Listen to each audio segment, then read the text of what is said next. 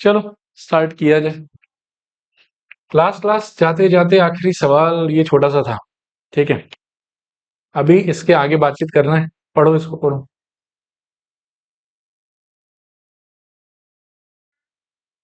चलो आओ देखो। तो इसमें ये कह रहे हैं कि एस एन डिनोट्स क्या, sum of first n terms of the AP.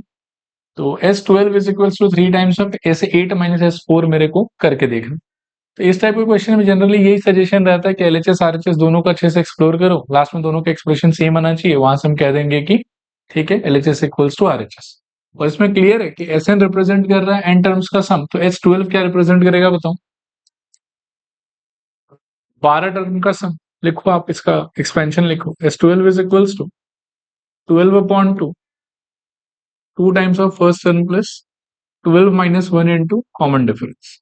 काटने में मेरे ख्याल में ये 6 हो जाएगा, so 6 into 2a plus 11d, this is equals to 6 को अंदर ले चलो, मेरे ख्याल में 12a प्लस 66d चलेगा। इसको फर्दर और सिंप्लीफाई नहीं कर सकते और जरूरत भी नहीं है। नेक्स्ट अपन फोकस करेंगे आरएचएस के ऊपर कि आरएचएस में मेरे को क्या दिया।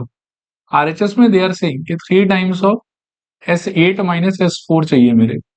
सो 3 टाइम्स ऑफ एस एट की जगह पे क्या लिख सकते हो, 8/2 इंटू 2a प्लस मेरे ख्याल में 7d। ये 7d समझ में आता है, 8 टर्म का समय तो 8 माइनस 1 करेंगे।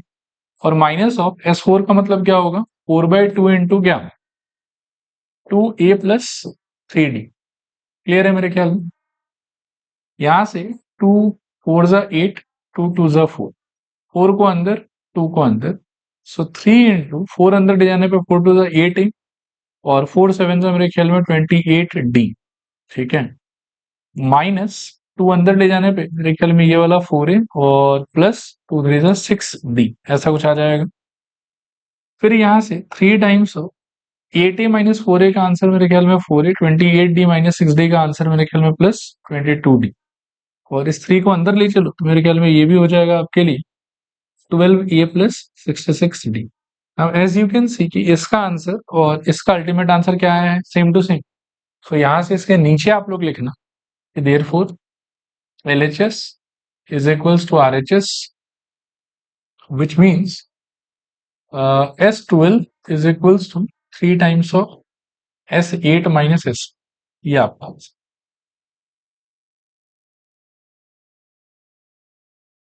चलो अगले सवाल की तरफ चलते हैं। इसी किससे मिलता जुलता क्वेश्चन, देखो इसको पढ़ो। इसमें कह रहा है कि if S1 S2 and S3 denotes the sum of first n terms, 2n terms and 3n terms of an AP, then prove that this। इसमें क्या है ना कि थोड़ा सा सिंबल को लेके जो है वो नया टाइप का आपको डिस्क्रिप्शन दिया हुआ। जनरली तो S3 का मतलब हमारे लिए क्या होता था, T1 plus T2 plus T3, लेकिन इस पर्टिकुलर क्वेश्चन में ना S3 का मतलब अगला बोल रहा है कि सम ऑफ 3n टर्म्स। आया लॉजिक समझ? जनरली ऐसे हम जब कभी भी S3 देखते हैं तो हमारे दिमाग में क्या आना चाहिए कि T1 plus T2 plus T3 का बातचीत चल रहा है, लेकिन पर्टिकुलरली इस सवाल में अगला क्या बोल रहा है ना कि S3 का मतलब 3n टर्म्स का सम, ठीक है। S2 का मतलब जनरली हमारे दिमाग में क्या आता है, T1 प्लस T2, लेकिन इस पर्टिकुलर क्वेश्चन में S2 का मतलब हमको क्या मान के चलना पड़ेगा बताओ, S2n। और S1 का मतलब जनरली होता है T1, लेकिन हमको इसमें क्या मान के चलना पड़ेगा, Sn। तो इन सिंबल्स का ये मीनिंग मानते हुए आपको ये वाला रिलेशनशिप जो है वो प्रूव कर चलेगा मेरे ख्याल में। वापस हम पिछले क्वेश्चन वाला अप्रोच ही लेंगे, LHS RHS अलग अलग से। तो लिखो, आप लोग भी लिखो। LHS का मतलब मेरे लिए हो जाएगा S3। S3 का मतलब मेरे लिए है इस सवाल के अंदर में कितनी, S ऑफ 3n। अब सम ऑफ 3n टर्म्स का फॉर्मूला क्या होगा बताओ आप लोग, 3n/2 into 2 times of first term plus 3n minus 1 into d। और आई थिंक इससे फर्दर और हम इसको सिंप्लीफाई नहीं कर पाएंगे, चलेगा ये चीज? करो, कॉपी करो फटाफट। फिर इसके बाद में हम आरएचएस को एक्सप्लोर करेंगे। हाँ, अब आरएचएस का सिंप्लीफिकेशन थोड़ा ध्यान से देखना, आरएचएस में क्या करना है अपने और कैसे कर। आरएचएस में है आपके पास में 3 इंटू S2 माइनस S1, ठीक है। लिखो आप लोग RHS 3 into S2 minus S, this is equals to 3 into S2 का मतलब होगा इस सवाल के हिसाब से 2n, और S1 का मतलब होगा Sn, ठीक है। This is equals to 3 into S21 का meaning 2n/2 into 2a plus 2n minus 1 into d minus n/2 into 2a plus n minus 1 into S, ठीक है, चलेगा। अब एक सजेशन है मेरी तरफ से, वैसे आप ये सजेशन बिना माने भी सॉल्व कर सकते हो, लेकिन थोड़ा कॉम्प्लिकेटेड हो जाएगा। सजेशन मेरा ये है कि यहाँ पर n/2 और यहाँ पर n/2 मेरे को कॉमन दिखाई दे रहा है। मैं चाहता हूं ना कि उसको ब्रैकेट के अंदर ना ले जाके इसमें से और इसमें से कॉमन लेके एकदम बाहर कर। उससे मेरे को फायदा क्या होगा कि एलएचएस के जैसा सेम करना है उसको। और इसमें as you can clearly see कि 3n/2 का एक्सप्रेशन है आपके पास में।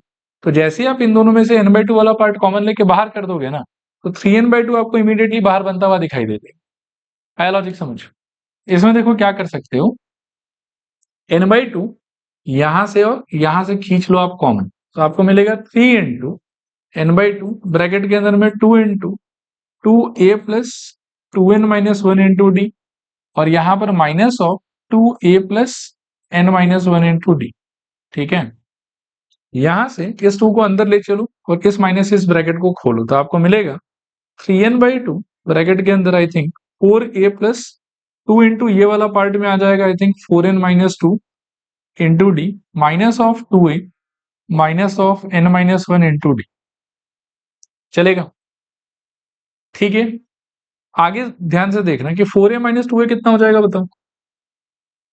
3n/2 4a माइनस 2a का आंसर 2a प्लस इसमें से और इसमें से मैं सजेस्ट कर रहा हूं कि डी आप कॉमन खींचो।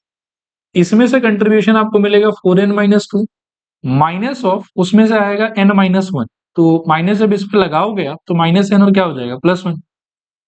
देखो आया समझ कि नहीं आया समझ, ठीक है ये वाला चीज। फर्दर आगे सिंप्लीफाई करोगे तो देखो क्या निकलेगा, 3n/2 तो एज इट इज बाहर बैठा रहेगा, 3n/2 ब्रैकेट के अंदर में 4a माइनस 2a का आंसर मेरे ख्याल में 2a हो ही जाएगा। उसके बाद में d इंटू ये वाले पार्ट में 4n माइनस n का आंसर कितना होगा, मेरे ख्याल में 3n, और माइनस 2 प्लस 1 का आंसर कितना होगा -2, ठीक है। सॉल्व टुगेदर अपने को मिलेगा 3n/2 into 2a plus 3n minus 1 into d which is same as RHS, ठीक है। सॉरी उल्टा बोल रहा है, यही तो RHS था, which is same as LHS, therefore LHS is equals to RHS, ठीक है,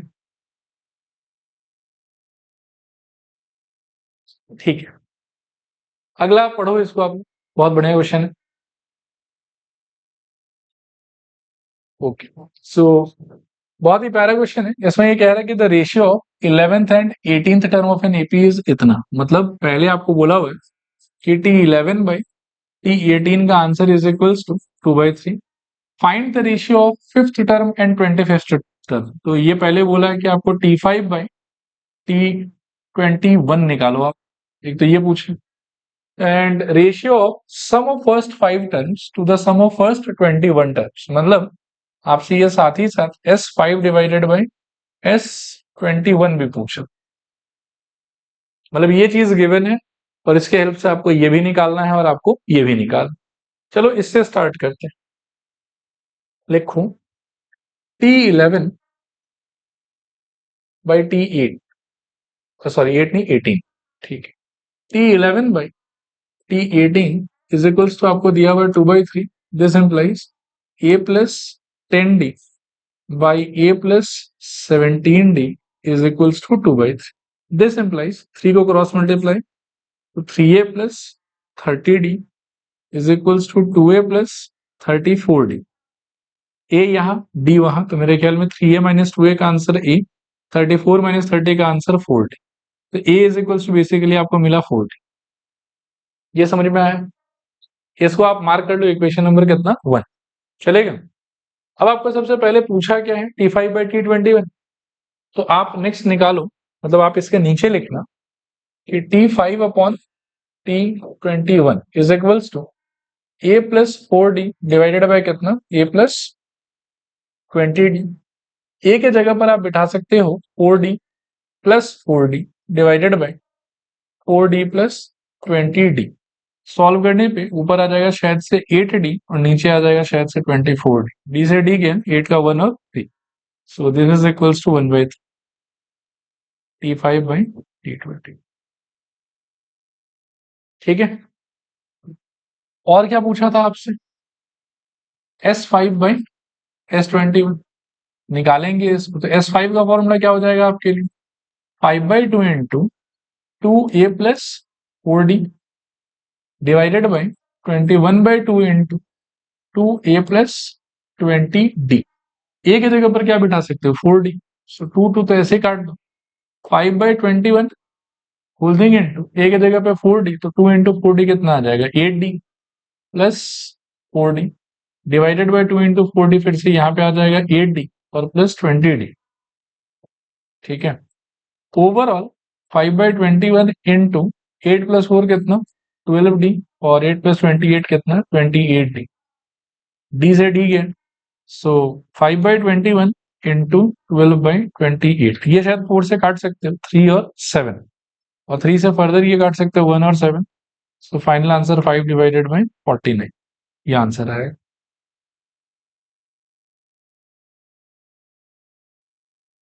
देखो आगे चलते हैं। अब यहां से एक लाइन से ना 3-4 क्वेश्चन प्रूव दैट का, जिसमें मतलब बहुत मजदूरी करना पड़ेगा आप लोग को, लेकिन क्वेश्चंस आर वेरी इंपॉर्टेंट। ये तो सारा एग्जाम में आया हुआ कभी ना कभी। पढ़ो इसको, पढ़ो।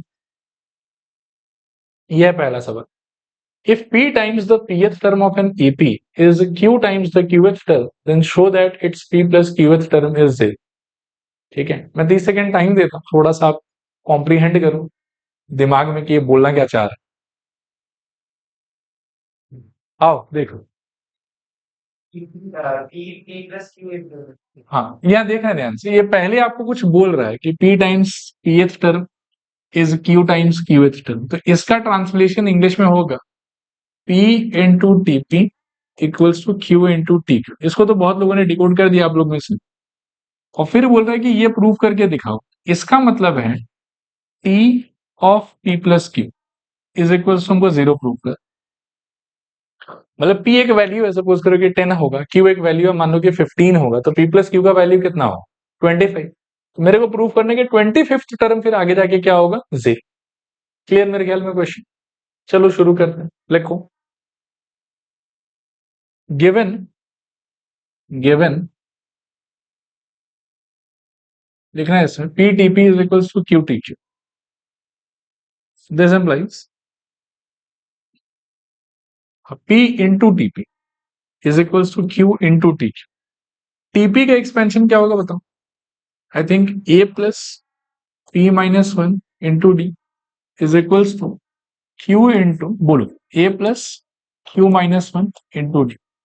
ठीक है, खोल देने पे P को अंदर ले चलो, तो ये हो जाएगा मेरे ख्याल में AP plus P into P minus 1 d is equals to AQ plus Q into Q minus 1 d. This implies AQ को इधर लिया, AP minus AQ is equals to Q into Q minus 1 d minus, इसको उधर ले चलो, तो P into P minus 1 d, ऐसा कुछ हो जाएगा। ठीक है, इनमें से A कॉमन ले सकते हो, आपको मिलेगा P minus Q। This is equals to D common ले सकते हो, इसको अंदर ले जाने से आपको मिलेगा Q स्क्वायर माइनस Q, इसको अंदर ले जाने से minus P square plus P, इस टाइप से। ठीक है, अब लेफ्ट हैंड साइड को तो मत छेड़ो, वो जैसा है वैसे रहने दो। A into it has P minus Q। Right hand side में ना थोड़ा ध्यान से आप देखो, यहां पर हम क्या करेंगे ना, थोड़ा सा टर्म्स का रीअरेंजमेंट कर लेंगे। रीअरेंजमेंट इस थॉट से करेंगे कि जो एक जैसा दिखने वाला आदमी है ना, उसको आसपास रख। तो जैसे ये भी स्क्वायर है, ये भी स्क्वायर, तो इनको पास पास कर दो और क्यू को थोड़ा पीछे भेजो, तो आपको ऐसा कुछ दिखेगा मेरे ख्याल में, d into q square minus p square और फिर माइनस क्यू प्लस पी, इस टाइप से। So this implies a into, मेरे ख्याल में p minus q is equals to d into, इसका वैल्यू होगा q minus p into q plus, और इसमें से माइनस ऑफ मेरे ख्याल में क्यू माइनस पी, इस टाइप चलेगा। अब आप देख सकते हो कि इसमें से, ठीक है, मतलब ये वाले पूरे टर्म में से और इसमें से you can take out q minus p outside. So a into यहाँ बचेगा आपके पास में p माइनस क्यू, वहां पर d इंटू यहां से आगे q माइनस p का फैक्टर बाहर, अंदर इन दोनों में से q माइनस p बाहर चला गया तो ये q प्लस p अभी भी अंदर बचा हुआ, तो ये होगा q प्लस p, और यहां से ये पूरा चला गया ना तो माइनस तो है ही अभी भी, और इसके जगह पर अपन एक -1 लगा देंगे s। चलेगा यहां तक पक्का। एक चीज जरा बोर्ड पर देखो, देयर आर टू सिचुएशंस, एक जिसके साथ में हम काफी फेमिलियर है like x minus y divided by x minus y, and एक जिसके साथ में थोड़ा हम कम फेमिलियर है like x minus y divided by y minus x. इसमें तो it is very easy for everybody कि कट गया, और कट के कितना आ गया 1 आ गया। इसमें क्या होता है कि इसमें कट के आता है -1, ठीक है। क्यों आता है that I will try to explain.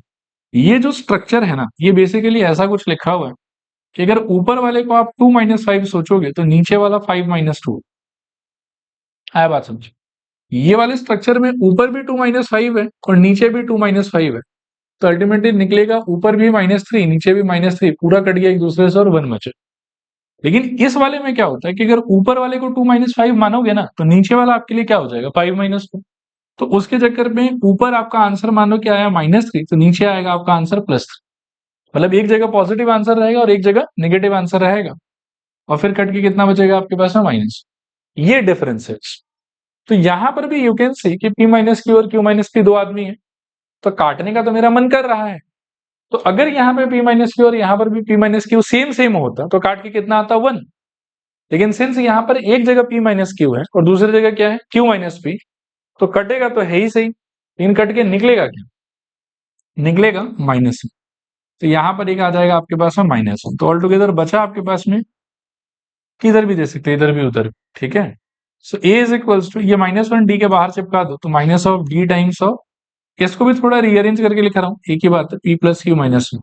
फिर सबको पकड़ के आप लेफ्ट में ले आओ तो ये will get a plus d into, ये d को भी पीछे लिख दो, p plus Q minus 1 whole देंगे इंटू डी, एक ही बात है, इक्वल्स टू 0।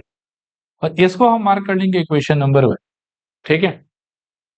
अब थोड़ा सा काम और बचा, पहले मैं खत्म कर लेता हूँ फिर आप लोग कॉपी कर लेना, यहां तक ठीक है सब।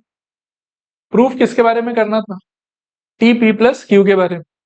मेरे को एक दो बात पहले आप बताओ, फिर हम उस पर चर्चा करते हैं। T50 का फॉर्मूला क्या लिखते हो, सीधा ही लिखते हो ना a+49d। T100 का फॉर्मूला क्या लिखते हो, a+99d। T15 का फॉर्मूला क्या लिखते हो, a+40d। इसमें तो कोई कंफ्यूजन नहीं आता आप लोग। तो उस हिसाब से आप सोचो कि t के नीचे अगर मैं p प्लस क्यू लिख दूं तो आपको एक्सपेंशन में फॉर्मूला क्या लगाना चाहिए, a plus p plus q -1 whole thing into d, ठीक है। लेकिन सरप्राइजिंगली इसी एक्सप्रेशन का वैल्यू मेरे को क्या मिला था बताओ, equation 1 this is equals to 0, side में मेंशन कर देंगे फ्रॉम 1 हेंस, ठीक है। करो कॉपी करो।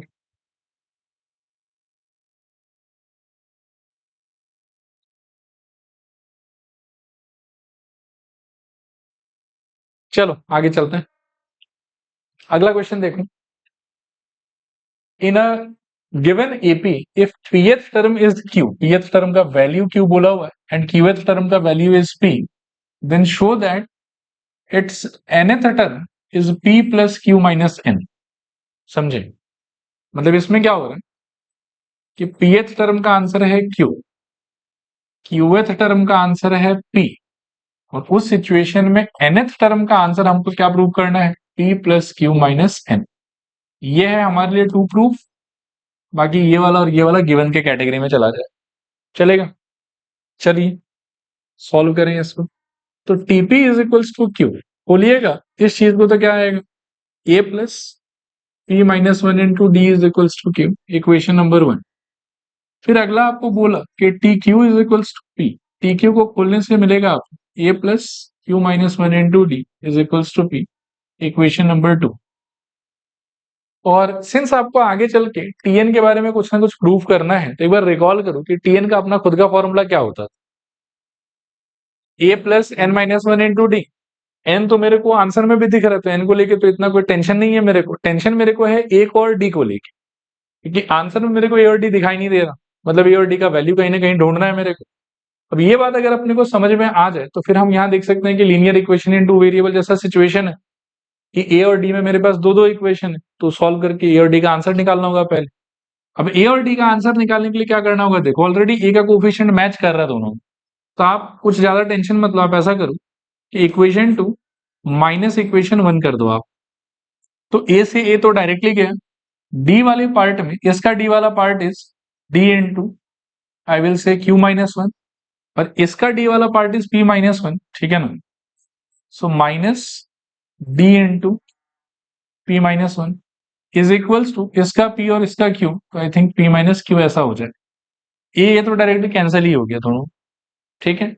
अब दोनों में से डी आप फर्दर फिर कॉमन ले लो तो अंदर क्या बचेगा बताओ, यहां से I think q minus 1, minus से पी को मल्टीप्लाई करने पे माइनस पी और minus into minus plus 1, this is equals to p minus q. फिर माइनस और गया यहां से, फिर यहां से आपको मिलेगा डी इंटू मेरे ख्याल में क्यू माइनस पी और वहां आपको मिलेगा पी माइनस क्यू। फिर से ये सेम सेम है कि ऑपोजिट है, ऑपोजिट है मेरे ख्याल में, एक क्यू माइनस पी और दूसरा पी माइनस क्यू, तो कट के ये कितना आना चाहिए माइनस 1। सो यहां से आपके डी का आंसर आ गया माइनस। फिर ये जो डी का आंसर है वो आप किसी एक इक्वेशन में बैठा दो, 1 में चाहे 2 में, ठीक है। तो चलो अपन 1 में बैठा देते हैं। 1 implies a plus p minus 1 times of d का answer is minus 1 is equals to q. So a minus p plus 1 is equals to q. यहां से a is equals to p उधर जाके पॉजिटिव, q पहले से positive था और 1 shift करके हो जाएगा नेगेटिव, तो a का वैल्यू ये वाला आ गया। इसको आप मार्क कर लो, इसको मार्क कर लो 3, इसको आप मार्क कर लो 4।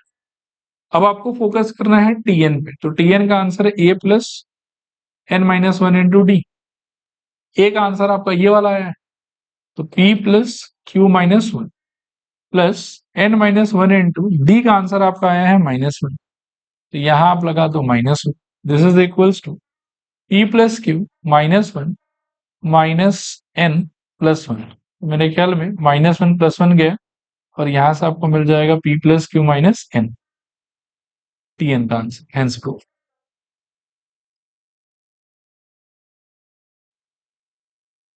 ठीक है, अगला सवाल देखो। If PH, QH and RH term of an APR, A, B and C respectively, then show that this। ठीक है, बढ़िया से इसका मुंह देख लो, फिर इसके बाद भी ऐसे क्वेश्चन सब हैं, तीनों ही सारा हल्का हल्का क्वेश्चन, मजा आएगा आप लोग। क्या है इसका इंटरप्रिटेशन? पीएच टर्म यानी कि रोल नंबर पी का जो वैल्यू है वो कितना है ए, रोल नंबर क्यू वाले आदमी का वैल्यू कितना है बी और रोल नंबर आर वाले आदमी का वैल्यू कितना है सी। इसे मैं क्या समझूं, तो इसे मैं ये समझूंगा, एक बार आप लिखना बता मुझे करते हुए पहले देख लो। TP is equals to A, T Q is equals to B and T R is equals to C, ये समझ में आता है, ठीक है। और फिर मेरे को ये वाला स्टेटमेंट प्रूफ कर। एक खास बात इसमें पहले सुनो कि जैसे जनरली तो हम फर्स्ट टर्म को क्या मान के चलते थे, स्मॉल ए, ठीक है, लेकिन इसमें स्मॉल ए तो पहले ही किसी और चीज को रिप्रेजेंट करने के लिए यूज कर लिया गया है, तो मैं फर्स्ट टर्म को स्मॉल ए तो नहीं मान सकता, क्या मानूंगा फिर कैपिटल ए, ये चीज समझ में आता है। बाकी चलो अगले पेज पे करता हूँ, सिंप्लीफिकेशन काफी लंबा है इसका, आप चाहो तो साथ में स्टार्ट कर सकते हो। TP is equals to A, इसका सिंप्लीफिकेशन होगा A plus P minus 1 into D is equals to A, चलेगा, क्लियर है ये चीज। नेक्स्ट बताओ क्या है, टी क्यू का आंसर क्या था बी, ओपनिंग इसका क्या होगा A plus Q minus 1 into D is equals to B और लास्टली टी आर का वैल्यू कितना था सी और टी आर का ओपनिंग क्या होगा A plus are minus 1 into D is equals to C. ये समझ आया पक्का? अब आप आ जाओ अपनी एक्सप्रेशन पे जो आपको प्रूफ करना, ठीक है, और उसके एलएचएस को लिखो एक बार। तो LHS of the expression is a into I think it was q minus r plus b into it was r minus p and plus c into it was p minus q। एक बार देख लो, Q minus R minus P minus Q minus R minus P minus Q. ठीक ही लग रहा है। इसके बाद देखो करने का क्या है, आप लोग ना पेन वेन छोड़ के अच्छे से देखते रहना। अब हाँ, आप देखो ध्यान से कि ए का ये ए है और ये ए का आंसर है, ये बी है, ये बी का आंसर है, और ये सी है, ये सी का आंसर। तो ये सारा उठा उठा के डालना है, और डालने के बाद में एक बार तो ये बहुत लंबा हो जाएगा, लेकिन फिर उसको सिंप्लीफाई कर करके हमको एक्सप्लोर करना है, एंड लास्ट में वी आर एक्सपेक्टिंग कि आंसर कितना आ जाएगा हम लोग का 0। ठीक है मेरे ख्याल में। आओ चलो अब साथ में मेहनत स्टार्ट करते हैं। तो स्मॉल ए की जगह पर ये वाला, so we will get A plus P minus one into D whole thing into मेरे ख्याल में Q minus are, plus B के जगह पर A plus Q minus one into D whole thing into मेरे ख्याल में आर माइनस पी, और लास्टली सी के जगह पर ए प्लस मेरे ख्याल में R minus one holding into D और होल्डिंग इंटू मेरे ख्याल में पी माइनस क्यू। देखो तो ये ठीक है, क्या समझ में आ रहा है? चलेगा।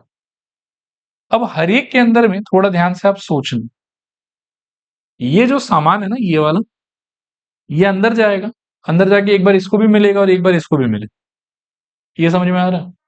फिर से ये वाला सामान भी जो है ये अंदर जाएगा, एक बार इसके पास भी और एक बार इसके पास भी। सिमिलरली ये वाला सामान भी अंदर, एक बार इसके पास और एक बार इसके पास। तो खुल के कैसा होगा वो सोचो आप। तो I think a into q minus are plus P minus one into q minus r into मेरे विचार में d, plus a into r minus P plus Q minus one into r minus p holding into D, plus a into p minus Q plus are minus one into p minus q into D. ऐसा कुछ चलेगा? Clear है पक्का? एक बार ना pen छोड़ो, थोड़ा सा अच्छे से एक चीज नोटिस करो आप।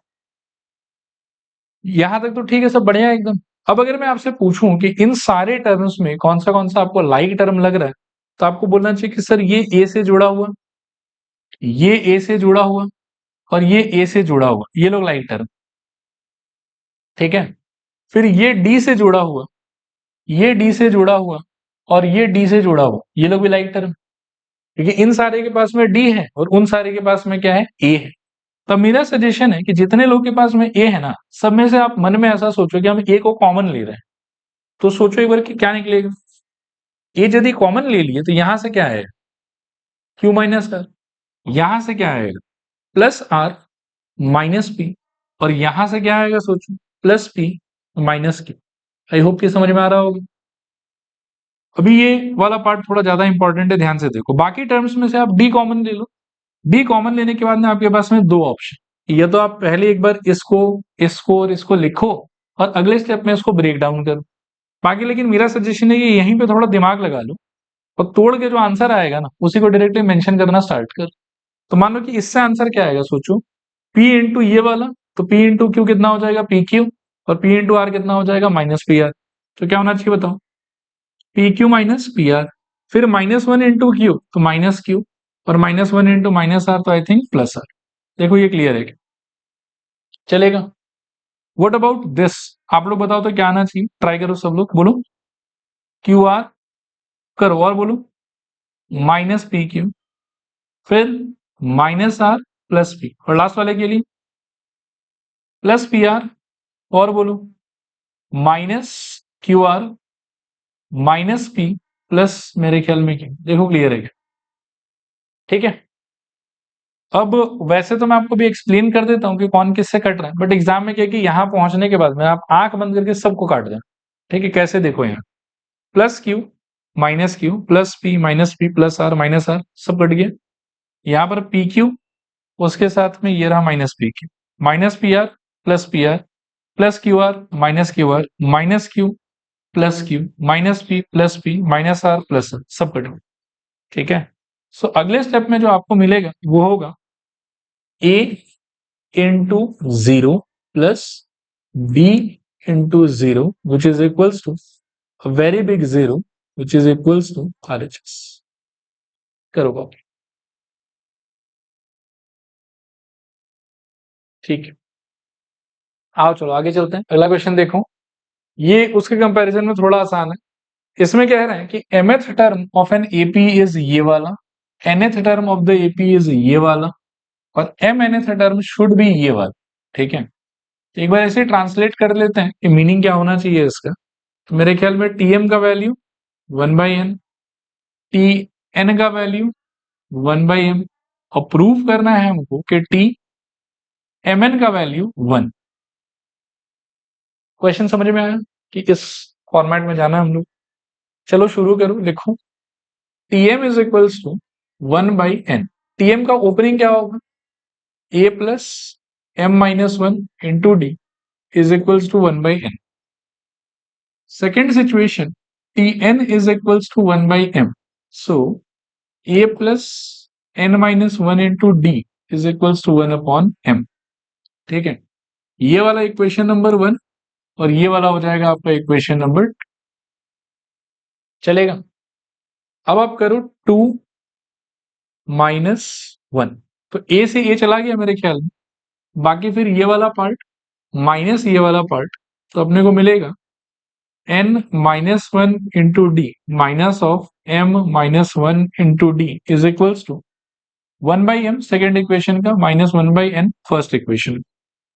दोनों में से d कॉमन, यहां से आया n माइनस 1, माइनस इससे मल्टीप्लाई हो गया minus m plus 1, this is equals to mn, यहां पर n माइनस m।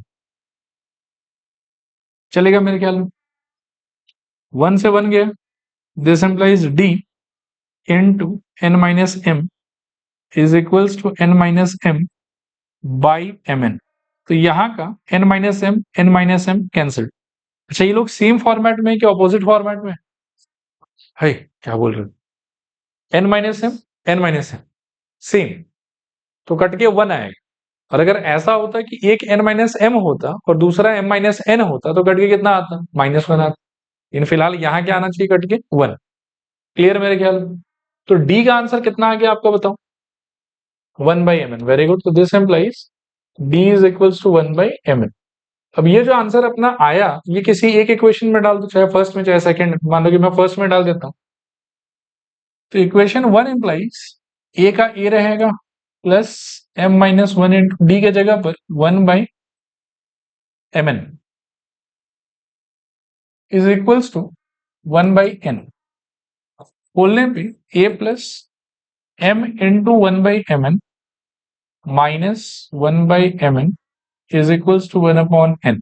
ठीक है, m और m कट गए, a plus 1/n minus 1/mn is equals to 1/n। दोनों साइड से यहां देखो थोड़ा, 1/n इक्वल के लेफ्ट और राइट में है, same value with same sign, तो ये लोग क्या हो जाएगा आपस में कैंसल ऑफ। और अब ये जो 1/mn है इसको आप शिफ्ट कर दो, तो ए का आंसर कितना हो गया आपका? 1/mn। तो मुझे लगता है कि ए का आंसर भी 1/mn और डी का आंसर भी 1/mn। चलेगा यहां तक? कर लो, कॉपी कर लो, फिर आगे बात करते हैं। चलो कंप्लीट करते हैं इसको। तो डी का वैल्यू भी 1/mn आया है और ए का वैल्यू भी 1/mn आया है। तो आपको प्रूफ किसके लिए करना था बताओ? tmn के लिए। तो tmn का फॉर्मूला वाइज एक्सपेंशन क्या होना चाहिए? a plus mn minus 1 into what? D. So this is equals to a का वैल्यू भी 1/mn plus mn minus 1 into D का वैल्यू भी it was 1/mn। This is equals to 1/mn plus mn into 1/mn minus 1/mn। अब देखो ये दोनों तो directly cut गया और कट के इनका तो 0 बचेगा और ये लोग भी कटेगा आपस में, इन कट के यहां पर 1 बचे। सो ऑल टुगेदर 1 आपका answer which is equals to RHS।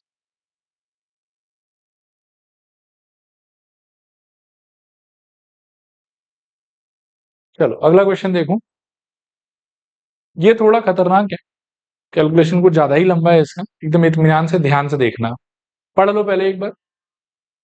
इसमें ये कह रहा है कि A is a sum of first P terms. क्या मतलब है इसका? SP is equals to A। फिर B is sum of Q terms. क्या मतलब है इसका? SQ is equals to B। और फिर C is sum of R terms. इससे क्या मतलब होगा? कि SR is equals to C। ये दिया हुआ आपको और इसके हेल्प से ये वाला प्रूफ कर। क्लियर है मेरे ख्याल में।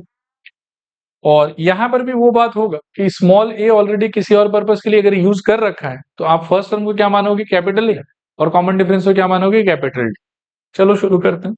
लिखो S P is equals to A. एक बार ना 2 मिनट देख लो यहाँ पे, फिर इसके हिसाब से हम बाकी को भी डेवलप कर लें। एसपी का ओपनिंग क्या होगा बताओ, p/2 holding into 2a plus p-1 into D is equals क्या है आपके ए। ठीक है, एक बार रुक जाओ देख लो पहले।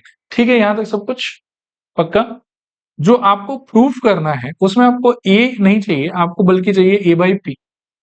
अब ए बाई पी क्रिएट करने के लिए सजेशन क्या है कि इस पी को खींच के उधर ले जाओ, तो आपको क्या मिलेगा बताओ, हाफ इंटू बोलो 2a plus p-1 into D is equals to क्या, ए बाई पी। ये समझ में आया। अब इस हाफ को भी ब्रैकेट के अंदर ले जाओ तो क्या हो जाएगा बताओ, हाफ इंटू 2a प्लस बोलो p-1/2 होल देंगे इंटू क्या टी इज इक्वल्स टू कितना, ए बाई पी। समझ में आया। और जैसे ये आया है ना, इसी पैटर्न में बाकी भी आएगा। तो ए बाई पी का आंसर को आप देखो कि ए प्लस p-1/2 इंटू डी, तो इससे मैं डायरेक्टली यहीं पे कह सकता हूं, देखना कि बी बाई क्यू का आंसर क्या होना चाहिए बताना जरा। ए के जगह पे ए ही रहेगा, प्लस यहां आ जाएगा q-1/2 इंटू डी। ठीक है, ये समझ में आया। और ये भी आया वैसे कहां से, इसको एक्सप्लोर करने से आया कि S Q is equals to कितना, बी दिया हुआ आपको। और इतना सिंप्लीफिकेशन बिना दिखाए भी आप डायरेक्टली बोल सकते हो कि भाई यहां से हमको ये वाला मिलेगा। ठीक है, और लास्ट में आपको क्या दिया हुआ बताओ, S R is equals to कितना, सी।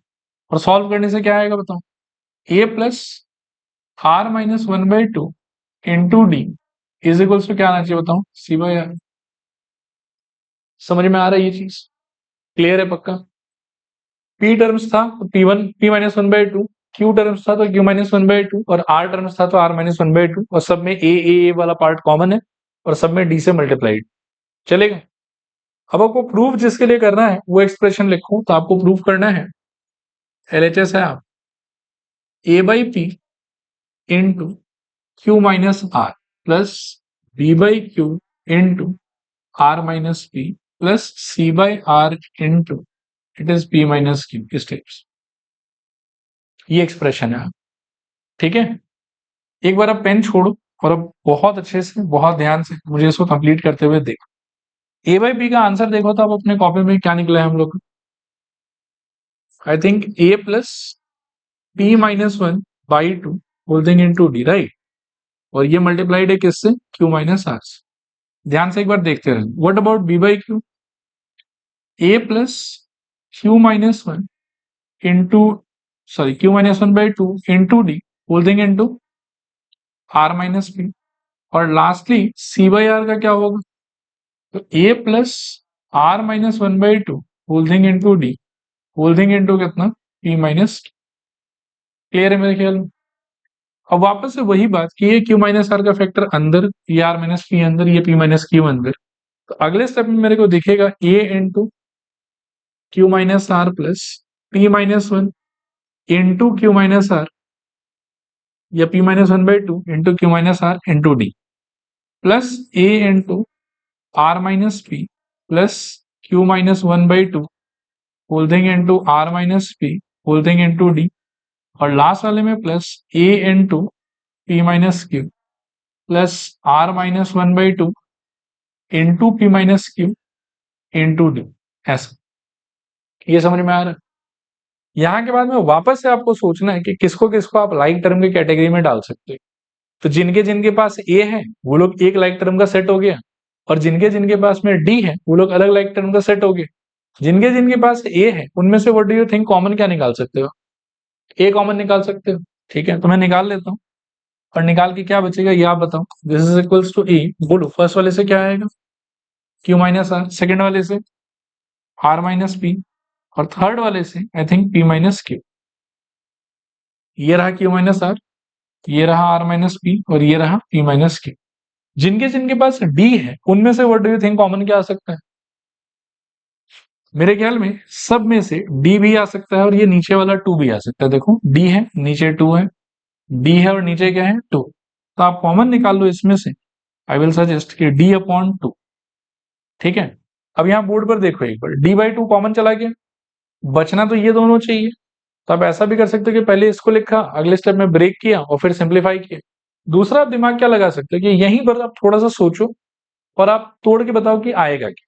ट्राई करो। तो फर्स्ट टर्म का बोलो, P Q minus P R, एक minus P R minus Q plus R. What about second term, plus Q R. सब लोग ट्राई करो, माइनस पी क्यू या क्यू पी जो भी बोलो, माइनस आर प्लस पी।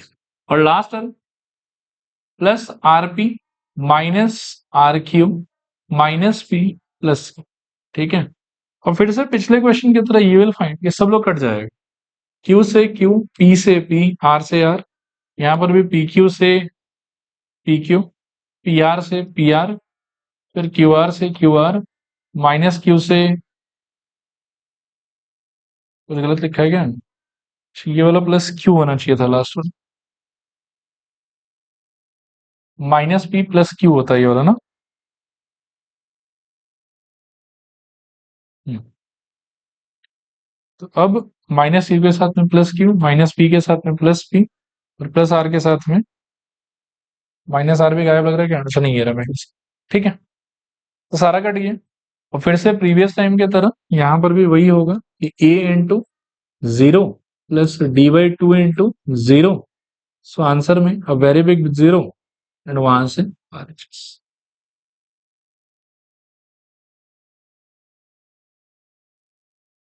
चलो अगले सवाल पे चलते हैं।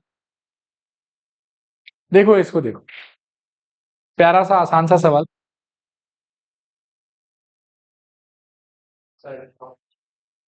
नहीं ठीक है, आज यही करके रुक जाएंगे वैसे, बाकी तो है, बट आज के लिए बस इतना।